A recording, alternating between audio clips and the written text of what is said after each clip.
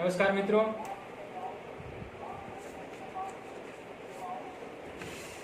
आज हम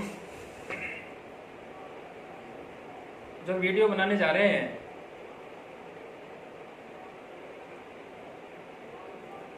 वो बीए पार्ट द्वितीय के अंदर द्वितीय प्रश्न पत्र के अंदर जो है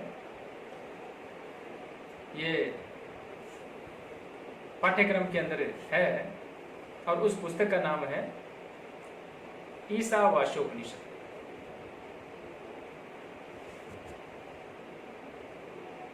हम उन मंत्रों का अध्ययन करें उससे पहले उपनिषदों के विषय में थोड़ा अध्ययन करना अति आवश्यक हो जाता है। तो मैं प्रस्तावना जो है उसको आपके सामने जो है निवेदन करूंगा। यानी वेद जो है वह ज्ञान का आदि स्रोत है। अपन सभी जानते हैं कि वेद प्राचीनतम ग्रंथ हैं और वेद का जो सार तत्व है वह उपनिषद जो है उनके अंदर या उपनिषदों में आया है। वेद के 3 कांड है मुख्यतया, कर्म कांड, उपासना कांड और ज्ञान कांड।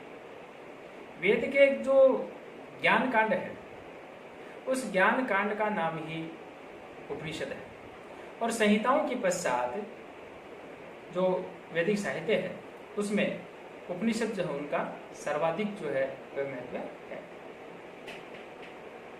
उपनिषद जो शब्द है उसका उप तथा नि उपसर्ग पूर्वक सद धातु जो है और उससे क्विप प्रत्यय जोड़ने के पश्चात जो है उपनिषद शब्द जो है संपन्न होता है और उसके जो शब्द धातु है उसके 3 जो अर्थ है वो होते हैं। एक तो होता है विसरण यानी नाश होना, गति यानी गमन प्राप्त होना, प्राप्त करना, और अवसादन यानी शिथिल करना और ढीला करना।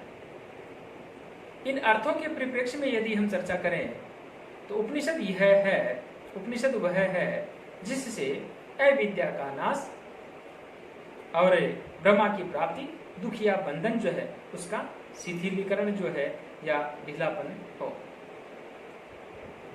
उपनिषदों के महत्व की यदि हम चर्चा करें, उपनिषदों का जो महत्व है भारतीय आध्यात्मिक जो चिंतन है उनका मुख्य जो स्रोत है वह उपनिषद ग्रंथ ही है।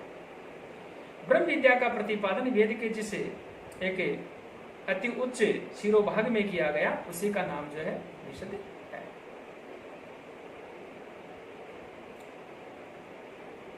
इन्हीं उपनिषदों के मंत्र यानी मंत्रों का समन्वय और इसकी मीमांसा भगवान वेदव्यास जो है उन्होंने ब्रह्मसूत्र में की है और इन्हीं उपनिषद रूपी गौओं से भगवान श्री कृष्ण ने जो है सुधी जो हमारे भोक्ता हैं उन भोक्ताओं के लिए जो गीता अमृत रूपी जो दुग्ध है उसका दोहन जो है वह भी किया।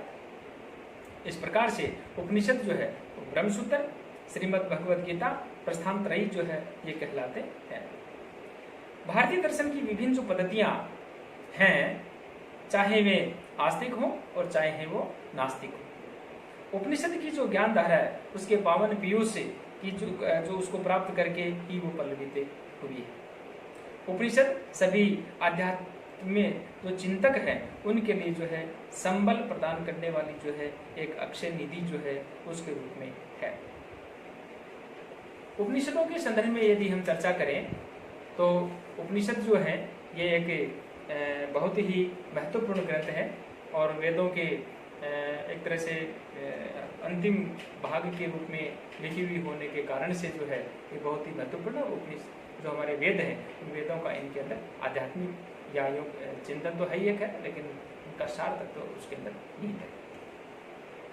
स्वामी विवेकानंद ने उपनिषदों के संदर्भ में कहा कि मैं जब भी उपनिषद पढ़ना आरंभ करता हूं तो मेरे आंसू बहने लगते हैं और उपनिषद किसी जाति मत संप्रदाय का जो गुणगान नहीं करते, वे सभी पतित अवस्था में समझने वाले जो है उससे कह रही है कि उठो, जागो, समझो। शारीरिक व मानसिक एवं आध्यात्मिक स्वाधीनता ही उपनिषदों का जो है मूल मंत्र है। बहुत सारे विद्वान हैं जिन्होंने अपने अपने ढंग से उपनिषदों की जो परिभाषा है वो कही है। सभी को मैं यहाँ प्रस्तुत नहीं करना चाहूँगा क्योंकि समय की थोड़ी मर्यादा है, और डायरेक्ट जो है मैं आता हूँ अब उपनिषदों का जो विषय है उनके ऊपर। उपनिषदों का जो प्रतिपाद्य विषय है उसका जो मूल स्रोत है वो वेद है, यानी वेद जो संहिताएं हैं वो है, और संहिताओं का जो प्रमुख विषय है वो है अध्यात्म ज्ञान, आत्मा परमात्मा का चिंतन।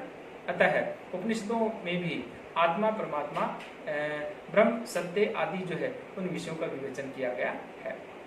और सभी उपनिषद जो है उनका उद्देश्य जो है वह अक्षर प्राप्ति यानी ईश्वर जो है उस ईश्वर की प्राप्ति तथा उससे एकत्व स्थापित करना है।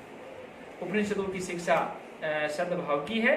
उनका कहना है कि आत्मा ही केवल सत विद्यमान है, ईश्वर दृष्टा है पर देखा नहीं जा सकता, वह विज्ञाता है पर बुद्धि द्वारा जो है वह ग्राह्य नहीं है, और वह सर्वज्ञ है अर्थात वह सभी जगह व्याप्त है। तो उपनिषद जो हैं अब उनके संख्या के विषय में प्रश्न पैदा होता है कि आखिरकार उपनिषदों की संख्या जो है वो कितनी है। कुछ विद्वान हैं उन्होंने उपनिषद जो है उनकी संख्या जो है उनकी 200 मानी है, और कुछ विद्वान जो है उनकी मान्यता है कि उपनिषद केवल 108 ही है। तो मोटा मोटी में हम चर्चा करें जो प्रसिद्ध है प्राचीन उपनिषद है वो इस प्रकार से ईश, केन, कंठ, मुंडक, मांडुक्य, ऐत्रेय, तैत्रेय। और इनके अंदर जो है छांदोग्य उपनिषद और बृहदारण्यक उपनिषद है, इनके अतिरिक्त जो है कौशितकी और श्वेताश्वर जो और मैत्रायणी जो उपनिषद है वो भी सबसे अधिक जो है प्राचीन उपनिषदें जो है वो मानी जाती है।